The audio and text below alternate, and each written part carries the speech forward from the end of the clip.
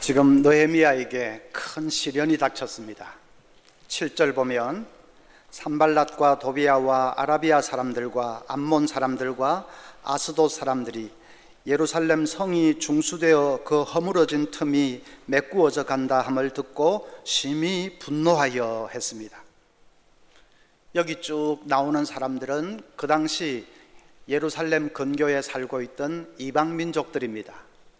그 이방민족들이 성이 다시 재건이 된다 하는 소식을 듣고는 화를 내면서 온갖 비난을 퍼붓고 방해 공작을 하는 것입니다.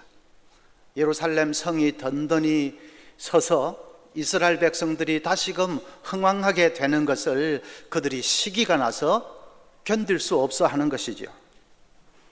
그래서 사방에서 반대하는 세력들이 들고 일어났지만은 느헤미야는 낙심하지 않았습니다. 어려움을 슬기롭게 잘 극복을 했습니다. 그리고 성벽 재건의 사명을 훌륭하게 완수해 내었습니다.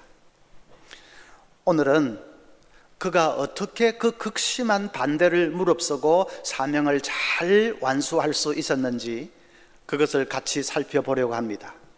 그것은 중요한 문제지요. 우리도 살면서 또 하나님의 일을 하면서 뜻하지 않은 어려움에 봉착할 때가 많습니다. 예기치 않았던 반대와 방해에 직면하게 될 때가 많습니다. 그래서 때로는 낙심이 되기도 하고 또 좌절하기도 합니다. 그럴 때 과연 어떻게 대처해야 하는가 하는 것을 오늘 이 느헤미야를 통해서 지혜를 얻기를 원합니다. 첫째는 맞싸우지 않고 하나님을 바라보아야 합니다. 전쟁에서 심리전을 제일 처음 본격적으로 도입한 것은 2차 대전 때 일본군이 처음이었습니다. 일본군은 대치하고 있던 미군 진영을 향해서 이런 방송을 흘려보냈습니다. 짐, 부디 빨리 돌아오세요. 부디 살아서 돌아오세요. 내가 이렇게 기다리고 있으니 적당히 싸우다가 얼른 돌아오세요. 위험할 때는 피하세요. 전쟁에서 죽는 것은 용감한 게 아니라 개죽음이니까요. 그리움과 구슬픔이 한껏 담겨있는 목소리로 애절하게 속삭이니까 그만 이 미군 병사들 마음이 흔들립니다. 그래서 전의를 상실한 채 이제나 저제나 고향으로 돌아갈 날만을 기다리는 병사들이 속출하게 되었다고 합니다. 심리전의 위력이 대단한 것이지요. 그 목소리의 주인공은 도쿄 로즈라는 별명을 가진 여성인데, 그래서 미군 지휘관들이 이 도쿄 로즈에 대해서 치를 떨었다고 합니다. 오늘 말씀 보면 사탄도 유다 백성들을 향해서 심리전을 펴고 있습니다. 2절부터 보면 자기 형제들과 사마리아 군대 앞에서 일러 말하되 이 미약한 유다 사람들이 하는 일이 무엇인가? 스스로 견고하게 하려는가? 제사를 드리려는가? 하루의 일을 마치려는가?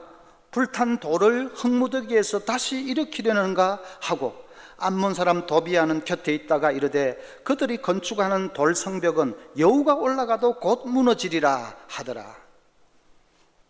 유다 백성들을 조롱하는 것이죠. 너희들 지금 뭐 하는 거냐? 다 허물어진 불탄 돌을 모아다가 성을 짓겠다고? 아이고, 그런 공사는 하루 만에 다 마치겠네. 그런 성벽은 여우 한 마리가 올라가도 금방 무너질 거야. 한껏 비웃고 조롱하는 것입니다. 그 말을 듣는 유다 백성들 가운데 마음이 흔들리는 사람들이 있었을 것입니다. 의기소침해지고 정말 이거 우리가 무슨 일을 지금 하는 거야 하고 맥이 빠지는 그런 사람도 생겨났을 것입니다. 그러나 느헤미야는 그것이 사탄의 심리전인 것을 알았습니다. 그래서 그들과 맞싸우지 않습니다. 그들의 말에 일일이 반박하지도 않습니다. 화를 내거나 반박을 하거나 하는 것은 오히려 그 사탄의 심리전에 말려드는 것이기 때문에 그렇습니다. 대신에 느헤미야는 하나님 바라보면서 기도하기를 시작합니다. 4절, 우리 하나님이여 들으시옵소서. 우리가 업신여김을 당하나이다. 원하건대 그들이 욕하는 것을 자기들의 머리에 돌리사 노략거리가 되어 이방에 사로잡히게 하시고. 계속 쭉 나옵니다. 하나님만 바라보고 기도하는 것입니다. 입으로 싸우지 않고 무릎으로 싸우는 것입니다. 여러분, 우리도 사탄의 심리전을 당할 때가 많습니다. 교회 봉사 좀 열심히 해보려고 하면 꼭 주위에서 수군대는 소리가 들립니다. 저 사람은 집에서 놀잖아. 시간이 남아도니까 열심히 일할 수밖에. 그런 소리 들으면 마음에 얼마나 상처가 됩니까? 교회 등록한 지 얼마 안 되는 사람이 또 좀 열심을 내서 일을 하면 또 속닥대는 소리가 들립니다. 아이고, 교회 온 지 얼마나 됐다고 저렇게 설치고 다녀. 좀 조용히 있지. 여러분, 그런 소리에 상처를 받든지 기가 꺾이든지 그러면 안 됩니다. 맞싸울 필요도 없습니다. 그래, 나 교회 나온 지 얼마 안 됐다. 오래된 네가 다 해라. 뭐 그렇게 마주 싸울 필요도 없습니다. 마주 싸우면 오히려 심리전에 말려드는 것입니다. 맞싸우면 결국은 내 영혼에 상처를 받습니다.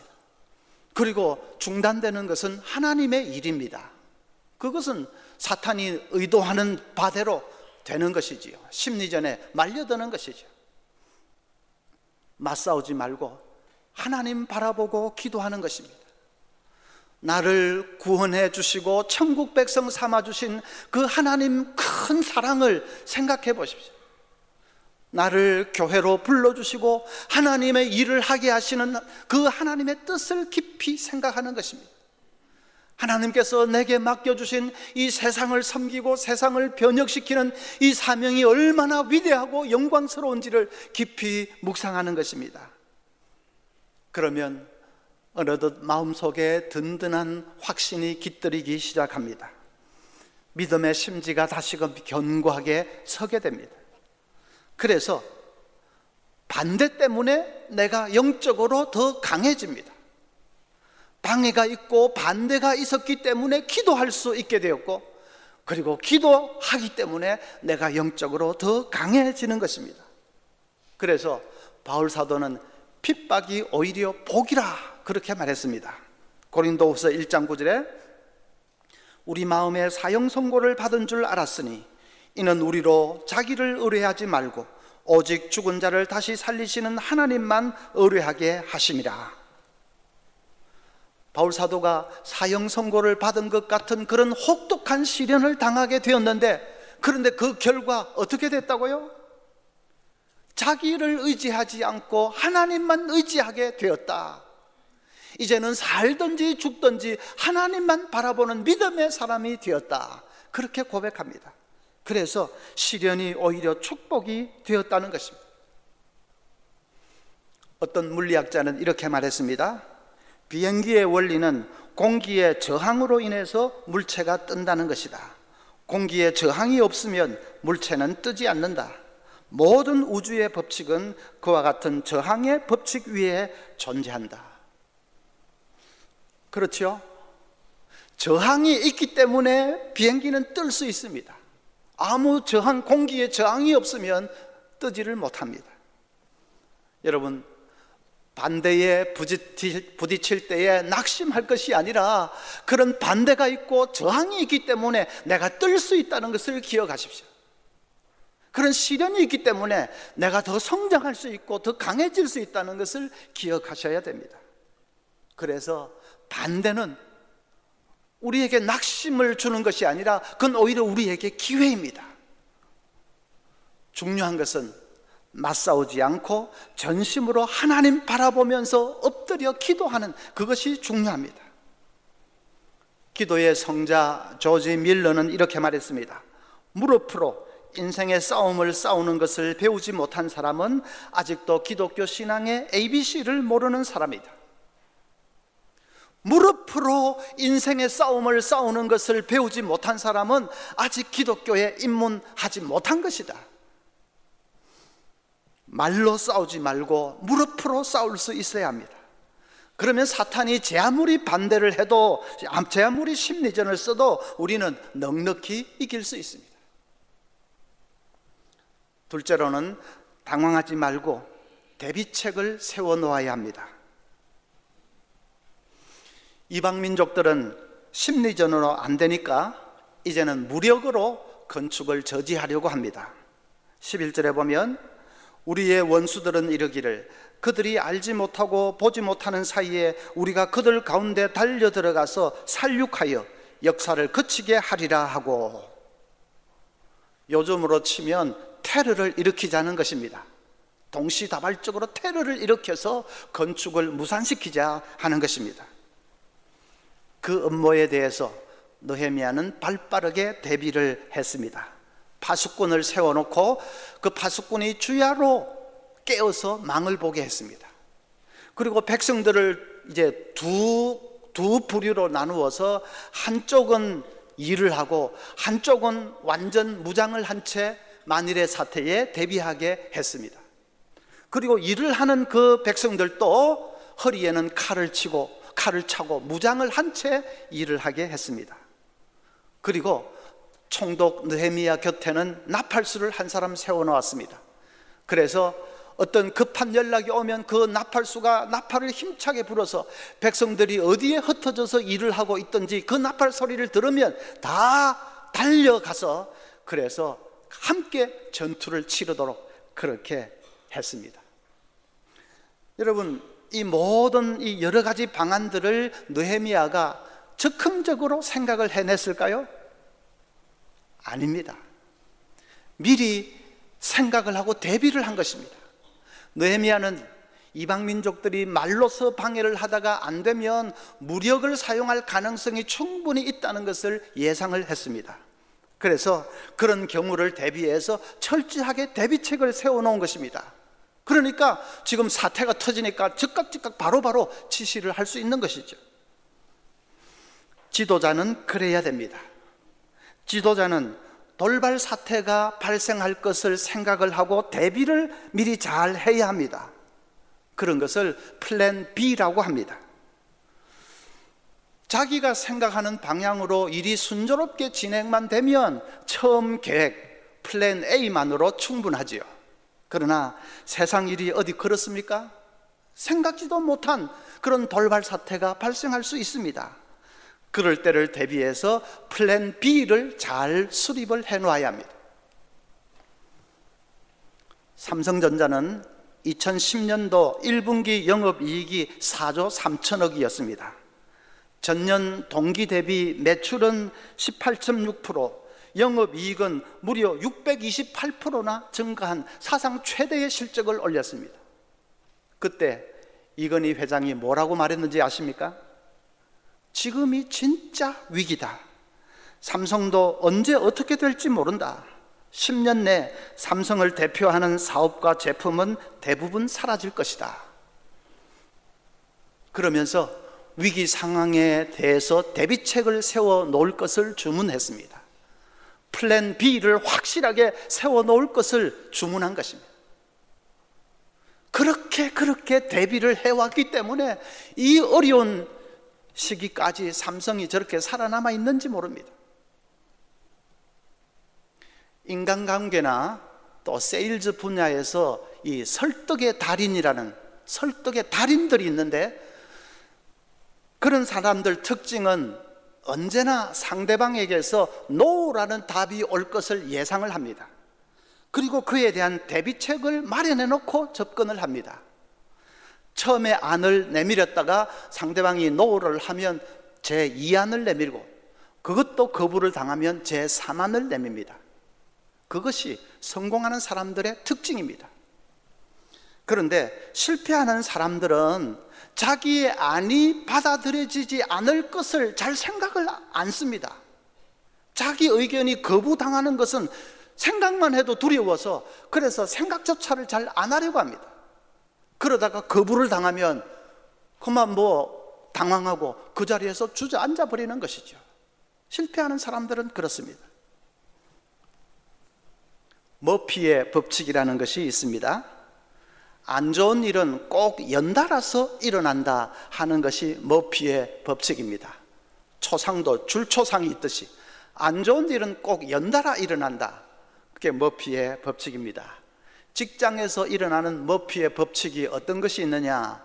어떤 기관에서 설문조사를 해보았더니 1위가 약속이 있는 날에 꼭 야근을 하게 된다. 2위는 지각하는 날 버스와 엘리베이터는 더 안 온다. 3위는 급한 업무로 전화를 걸면 담당자가 꼭 자리에 없거나 통화 중이다. 4위는 열심히 일하다가 잠시 딴짓하는 순간 상사가 내 모니터를 확인한다. 여러분도 아마 직장생활 하시는 분 그런 경험이 많이 있으실 줄 압니다. 안 좋은 일은 연달아 일어난다 하는 머피의 법칙이 맞는 것 같습니다. 그런데 그것은 내가 대비를 안 해놓았기 때문입니다. 지각하는 날 버스가 더 안 온다. 그럴 수 있지요. 그런 경우 종종 있지요. 그런데 그건 내가 대비를 안 해놓았기 때문에 그렇습니다. 직장생활 하다 보면 어쩌다가 지각을 할 때가 있습니다. 피치 못하게. 그럴 때는 어떻게 한다 하는 대비책 플랜 B를 세워놓아야 합니다. 내가 딱 전화만 걸면 제때 달려올 수 있는 콜택시 하나 정도는 확실하게 확보를 해놓든지 대비를 해놓아야 합니다. 플랜 B를 세워놓으면 안 좋은 일은 연달아 일어난다 그런 것은 없습니다. 머피의 법칙은 대비를 안 해놓은 사람에게 일어나는 것이지 대비를 딱 해놓은 플랜 B를 확실하게 세워놓은 사람에게는 그런 법칙은 통하지 않습니다. 하나님의 일을 할 때도 마찬가지입니다. 우리가 사랑주일, VIP 사랑주일 행사할 때 본당에서는 어떻게 하고 또 1층에 소예배실 어떻게 사용하고 다 계획을 세우고 또 마당에서는 어떻게 세팅을 해놓고 거기서는 어떤 이벤트를 한다 다 계획을 합니다. 그 다음에는 플랜 B가 있어야 되죠. 비가 오면 어떻게 하나? 그러면 마당에 있는 시설은 어디로 옮기고 그래서 어떤 행사는 어떻게 바꾸고 철저하게 계획을 합니다. 토요일 아침마다 준비위원들이 모여서 머리를 맞대고 의논하는 것이 그런 것들입니다. 교회 중장기 팀을 비전팀을 발족을 해서 앞으로 우리 교회에 큰 나아갈 방향을 모색하게 됩니다. 앞으로 출석교인 3,000명 이상이 되면 예배 공간을 어떻게 하나? 이웃 학교 강당을 사용하는 것이 제일 좋겠는데 그게 안 될 때는 플랜 B가 있어야 되겠죠. 플랜 B도 안 될 경우를 생각해서 플랜 C도 세워놓아야 합니다. 어떤 분들은 기도하면 되지, 기도하고 믿고 나가야지 무슨 안 될 때를 생각하느냐 그러실지 모르겠습니다. 그런데 그게 아닙니다. 물론 기도해야 되지만 우리가 하나님의 뜻은 모르지 않습니까? 비가 올 때를 위해서 대비도 해야 되고 그리고 강당이 안 될 때를 위해서 대비도 해야 됩니다. 비둘기같이 순결하기도 해야 되지만은 또 뱀같이 지혜로울 수도 있어야 합니다. 기도하는 사람은 행동하지 않고 행동하는 사람은 기도하지 않는다 그런 말이 있습니다. 둘 다 잘못된 것입니다. 행동하면서 기도하지 않는 것도 잘못이고 또 기도한다고 하면서 전혀 행동하지 않는 것도 마찬가지로 잘못입니다. 미리 플랜 B를 잘 세워놓고 만약에 안 될 때에 낙심하는 것이 아니라 다시 새로운 계획으로 밀고 나아가는 그것이 믿음이지요. 기어코 이루어내는 그것이 믿음이지요. 세 번째로는 포기하지 말고 한 발 더 나아가야 합니다. 느헤미야는 이방 민족들이 테러를 계획하고 있는 것을 알고는 즉시 플랜 B를 가동을 했습니다. 그리고는 귀족들과 백성들을 불러 모아놓고 14절에 이렇게 얘기를 합니다. 내가 돌아본 후에 일어나서 귀족들과 민장들과 남은 백성에게 말하기를 너희는 그들을 두려워하지 말고 지극히 크시고 두려우신 주를 기억하고 너희 형제와 자녀와 아내와 집을 위하여 싸우라 하였느니라. 느헤미야가 백성들에게 용기를 불러일으키는 것이지요. 지극히 크고 두려우신 하나님이 우리 편이라는 것을 잊지 말라. 그리고 너희 아내와 자녀들과 너희 형제들의 운명이 너희 어깨에 달려있다는 것을 잊지 말라. 용기를 불러일으키고 그들에게 주어져 있는 그 사명을 다시금 일깨워 주는 것입니다. 느헤미야는 이방 민족들의 반대와 핍박에 굴하지 않았습니다. 오히려 한 발 더 나아갔습니다. 백성들 모아놓고 막 용기를 북돋으면서 한 발 더 나아갔습니다. 그것이 중요합니다. 야고보 4장 7절에 그런즉 너희는 하나님께 복종할지어다. 마귀를 대적하라. 그리하면 너희를 피하리라. 마귀가 우리를 공격해 올 때는 어떻게 하라고요? 대적하라. 물러서지 말고 대적하라. 대적하라는 말은 한 발 더 앞으로 나가라는 뜻입니다. 정면으로 한 발 더 나아가라. 그러면 한 발 더 나아가는 거기에 마귀는 두 손 바짝 들고 말 것이다 하는 말입니다. 여러분, 살다 보면 종종 이런 경우를 맞을 것입니다.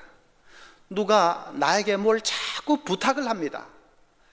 그런데 그거 들어줄 생각도 안 했는데 너무 성가시게 자꾸 부탁을 하니까 에이, 들어줘야 되겠다 생각을 했는데 그 사람이 그만 포기를 했는지 더 이상 말을 안 합니다. 한 번만 더 말을 하면 내가 들어주려고 했는데 그 사람이 그냥 포기를 해버린 것입니다. 그런 경우 종종 있으시죠? 한 번만 더 부탁하면 들어주려고 했는데, 한 번만 더 사과하면 용서해 주려고 했는데, 청년들은 한 번만 더 쪼르면 만나주려고 했는데, 그런데 상대방이 그냥 포기를 해버린 것입니다. 그러면 상대방 그 사람은 성공을 그냥 코앞에서 날려버린 것 아닙니까? 스티브 챈들러라는 유명한 연설가가 있는데 이분이 자기가 젊은 시절에 어떻게 스포츠 기자가 될 수 있었는지를 이렇게 얘기를 했습니다. 스포츠 기자가 되고 싶어서 신문사에 지원을 했는데 다 떨어졌답니다. 왜 안 되는지 이 모양 저 모양으로 이렇게 해서 알아보니까 경력이 없어서 안 된다. 경력이 없어서 안 된다는 말은 스포츠 기사를 잘 쓸 수 있는지 무슨 검증된 것이 없어서 안 된다는 뜻입니다. 아, 그렇구나 하는 것을 이 사람이 깨달았습니다. 그 다음에 어느 신문사에 지원을 하고는 발표 때까지 한 달 기간이 있는데 그 한 달 동안 매일 그 담당 부장에게 편지를 보냈다고 합니다. 편지에는 그날의 스포츠 뉴스에 초점을 맞추어서 그 뉴스를 가지고 자기가 어떻게 기사를 잘 쓸 수 있는지 그 자기를 피하라는 내용이었습니다. 또 어떨 때는 진짜로 기사를 시범적으로 딱 이렇게 써가지고 그 편지에 동봉하기도 했습니다. 그렇게 한 달 동안 매일 그 편지를 부장에게 보냈습니다. 한 달 후에 부장이 인터뷰를 하자고 오라고 합니다. 인터뷰 자리에서 부장이 딱 한 가지를 물어보더랍니다. 스티브, 자네 채용되고 나면 이제 편지 그만 보낼 거지? 그래서 채용이 됐습니다. 훗날에 그 부장이 얘기하기를 한 달 동안 매일매일 날아오는 편지가 자기 마음을 움직였다, 그렇게 얘기를 했습니다. 여러분, 몇 번 거절당했다고 너무 쉽게 포기하지 마십시오. 청년들, 몇 번 낙방했다고 너무 쉽게 단념하거나 낙심하거나 그렇게 하지 마십시오. 내가 포기하는 그 순간에 상대방은 한 번만 더 부탁하면 들어주려고 했는데 그러고 있을지도 모릅니다. 한 걸음 더 나아가야 됩니다. 아무리 반대가 심해도, 아무리 핍박이 심해도, 아무리 사탄이 공격을 심하게 해와도 한 걸음 더 나아가 보는 것입니다. 레인메이커라는 아메리카 인디안 추장이 있는데 그 추장은 가뭄이 심해지면 기우제를 지냅니다. 그런데 그 추장이 기우제를 지내면 반드시 비가 왔습니다. 단 한 번도 실패한 적이 없습니다. 기우제만 지내면 비가 왔습니다. 왜 그럴까요? 기우제가 정말로 효력이 있는 걸까요? 레인메이커라는 그 추장은 한번 기우제를 지내기 시작하면 비가 올 때까지 기우제를 지냈습니다. 비가 올 때까지 기우제를 지내놓고 기우제만 지내면 비가 온다 하는 것은 그건 말장난이 아니냐? 말장난이지요, 순전히. 그러나 그 끈질김을 우리가 배울 수 있어야 됩니다. 한번 했다 하면 이루어질 때까지 끝까지 물고 늘어지는 그 끈기, 그 끈질김을 우리가 배울 수 있어야 됩니다. 반대가 있을 때, 장애물이 있을 때, 사탄의 공격이 있을 때, 불가능하게 보일 때 낙심하지 않고 그것이 정말로 하나님 기뻐하시는 일이라면 그러면 한 발 더 나아가는 것입니다. 사무엘 존슨이라는 사람은 이렇게 말했습니다. 당신이 포기하지 않고 하루 3시간만 걸을 수 있다면 단 7년이면 지구를 한 바퀴 돌 수 있다. 우리가 포기하지 않고 3시간만 투자해서 걸을 수 있다면 7년 지나면 지구도 정복할 수 있다는 것입니다. 김영길 박사가 모 신문에 자기의 간증을 이렇게 실었습니다. 한동대 총장으로 부임하면서부터 혹독한 시련이 닥쳤다고 합니다. 그 전까지 카이스트 교수로 있을 때까지는 아무 문제가 없었습니다. 교수로서, 학자로서, 교회에서는 존경받는 장로로서 삶에 아무 문제가 없었습니다. 그런데 한동대 초대 총장에 부임하면서 그 대학을 하나님의 학교로 만들겠다고 결심하는 순간부터 사탄이 맹렬하게 공격해 오기를 시작합니다. 부모처럼 따르던 형님 김호길 포항공대 총장이 갑자기 사고로 세상을 떠나버렸습니다. 연이어서 부모님들도 세상을 떠났습니다. 학교에서는 악랄한 고소 고발을 연달아 받아서 급기야는 감옥에까지 갔습니다. 하나님의 학교를 세우려고 하는 대가는 너무나도 혹독했습니다. 김영길 박사는 그 모든 시련의 이유를 말씀 한 구절에서 찾았습니다. 마가복음 9장 49절에 사람마다 불로써 소금 치듯 함을 받으리라. 이 악한 세상에서 하나님의 일을 하려고 할 때 불로써 소금 치듯 하는 그런 시련을 피할 수가 없다는 것입니다. 불시험을 당하는 것은 내가 바른 길을 가고 있다는 증거라는 것입니다. 그래서 그분은 포기하지 않고 한 발 더 나아갔습니다. 한동대학을 하나님의 대학으로 만들기 위해서 자기 혼신의 힘을 다했습니다. 그는 공부해서 남주자 하는 말을 마치 학교의 모토처럼 외쳤습니다. 공부해서 남주나가 아니라 공부해서 남주자. 그 말은 정직하고 물질에 연연하지 않는 거룩한 바보가 되자 하는 뜻입니다. 김 총장 자신이 거룩한 바보로 살았습니다. 하나님의 대학이 되기 위해서 어중이 떠중이 다 걸러내고 소수 정예를 고집을 했습니다. 그리고 돈에 의지하지 않고 철저하게 하나님만 의지했습니다. 그 김 총장이 듣기 제일 싫어하는 말이 CEO 총장이라는 말입니다. 흔히 대학 경영을 잘하면 CEO 총장 뭐 이런 식으로 얘기하는데 자기는 그 말을 제일 듣기 싫어했어요. 왜냐하면 그 말은 하나님을 의지하는 것보다는 무슨 경제나 돈을 의지하는 표현이기 때문에 그걸 듣기 싫어했습니다. 그렇게 온갖 시련에도 굴하지 않고 마침내 그 학교를 하나님의 대학으로 우뚝 세워놓았습니다. 21세기 대학 교육의 모델로 만들었습니다. 김영길 박사가 최근에 췌장암 판정을 받았습니다. 암 중에서도 제일 어려운 암이 췌장암 아닙니까? 그 췌장암 판정을 받았지만은 김 박사는 담담하게 이제 그것이 자신의 마지막 불시험으로 받아들였습니다. 그리고 흔들리지 않고 삶도 죽음도 다 하나님께 맡겨버리고 불러주신 그 사명의 길을 꿋꿋이 걸어가고 있습니다. 그분은 이때까지 늘 그랬듯이 그 마지막 불시험도 이길 것입니다.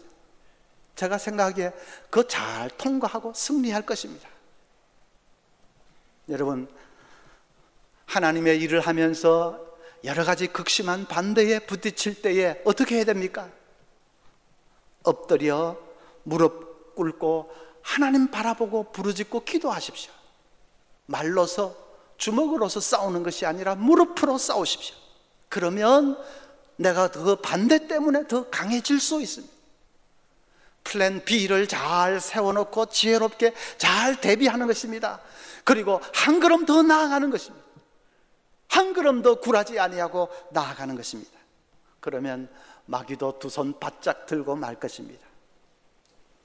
시련을 오히려 축복으로 만드는 우리 모두가 될 수 있기를 바랍니다.